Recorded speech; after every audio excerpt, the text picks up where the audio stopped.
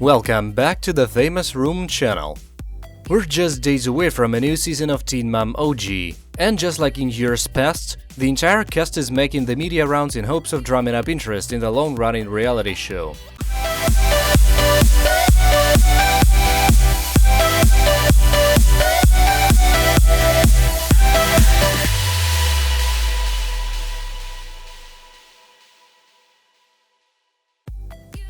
This time around, most of the focus has been on the addition of Mackenzie McKee to the cast, but Amber Portwood is still fixated on her favorite topic of discussion, herself.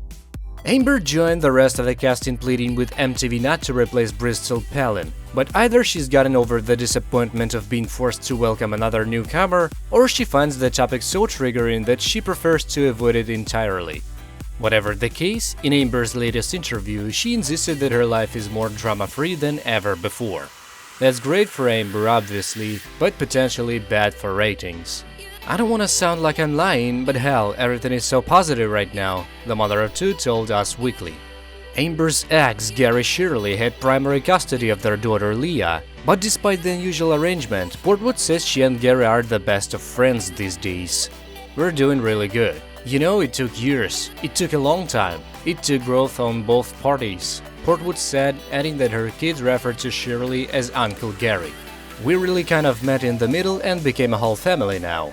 Amber says not only she and Gary are getting, their respective significant others are friendly too. "It was good to feel like you're able to mesh that life together, because it's hard when you have a new partner," she said. "Everybody gets along, so it's great."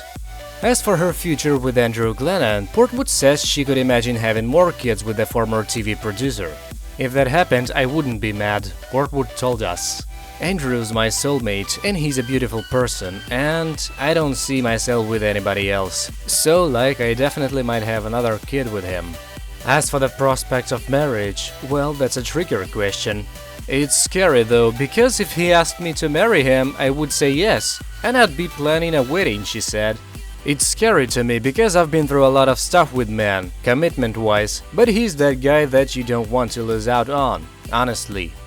"We understand where you're coming from, Amber, but if it makes the quandary any simpler, you're already tied to dude for life, regardless of whether or not you get hitched."